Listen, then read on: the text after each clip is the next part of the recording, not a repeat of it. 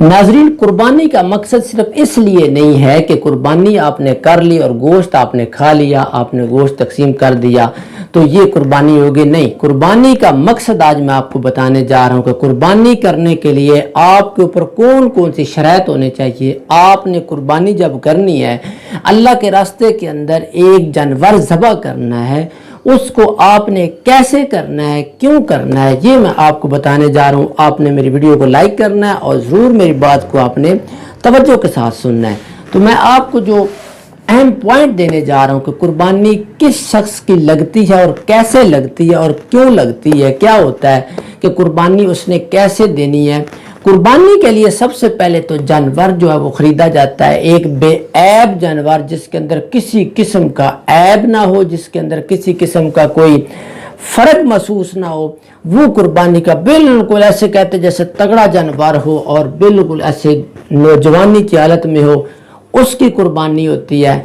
और कुर्बानी देना कैसे है कि कुर्बानी क्यों दी जाती है। अल्लाह के रास्ते के अंदर कुर्बानी का मकसद है कि अल्लाह के रास्ते के अंदर सबसे अपनी महबूब चीज़, अपनी प्यारी चीज़ अल्लाह के रास्ते के अंदर उसके ऊपर छुरी चला देना, उसको कुर्बान कर देना अल्लाह के रास्ते के अंदर अल्लाह की रज़ा के लिए।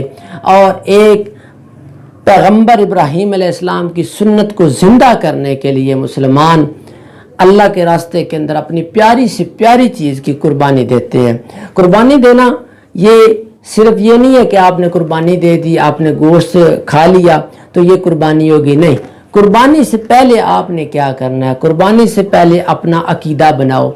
अकीदा वो बनाओ जिस नबी की सुन्नत को आप जिंदा करने जा रहे हैं, उस नबी के अकीदे के मुताबिक आपको अकीदा अपनाना पड़ेगा। उस नबी के नक्शे कदम पर चल के उसके अकीदे के ऊपर आपको अपना अकीदा उसके मुताबिक ढालना होगा और अपना अकीदा बनाना होगा, फिर आपकी कुर्बानी होगी।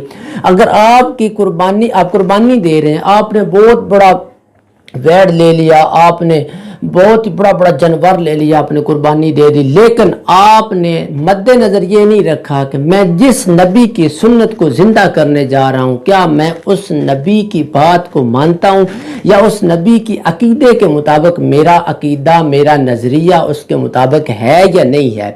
तो ये सबसे पहली शर्त है कुर्बानी के लिए कि आपको सबसे पहले उस नबी की इब्राहीम अलैहिस्सलाम के अकीदे के मुताबिक आपका अकीदा होना चाहिए। इब्राहीम अलैहिस्सलाम का अकीदा क्या था, इब्राहीम अलैहिस्सलाम के अकीदे को आपने सबसे ज़्यादा फोकस करना है। वो कैसे, वो आपको मैं बताने जा रहा हूँ कि अगर आप बड़े से बड़ा कुर्बानी का जानवर ले लेते हैं, आप ज़बह कर देते हैं, आप कहते हैं मुझसे अल्लाह पाक राज़ी हो जाएगा। अल्लाह पाक ऐसे मेरे दोस्तों राज़ी नहीं होता।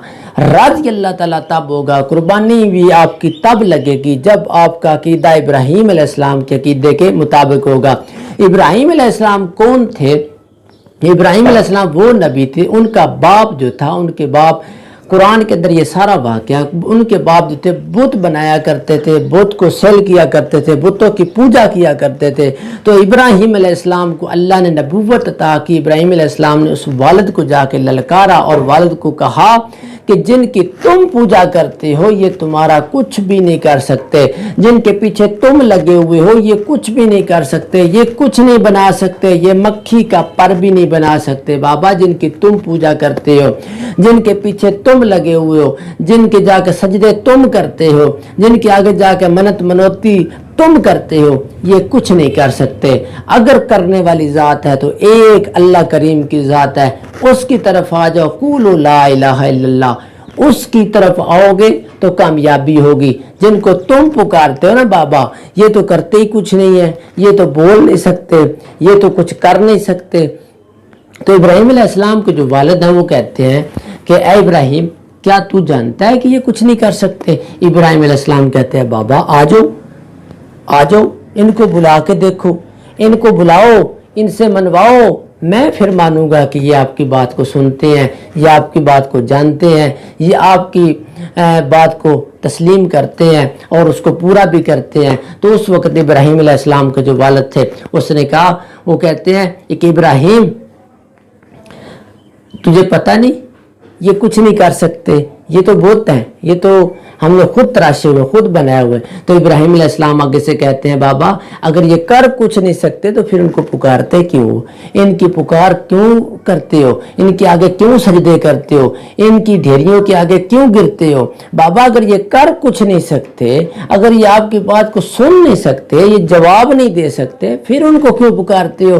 اسی طرح آپ کا اور میرا عقیدہ ہونا چاہیے, آپ کا اور میرا عقیدہ اتنا پختہ ہونا چاہیے کہ اللہ کے علاوہ جن کی جا کے تم پکار کرو گے وہ تمہارا کچھ بھی نہیں کر سکتے. اگر بندہ قبر پہ چلا جاتا ہے, شجر پہ چلا جاتا ہے, کسی حجر پہ چلا جاتا ہے, بندہ جا کے سجدہ کرتا ہے, ان کو پکارتا ہے, قرآن کہتا ہے قیامت تک پکارتے رہ جاؤ گے, یہ تمہاری پکار کا جواب نہیں دے گے.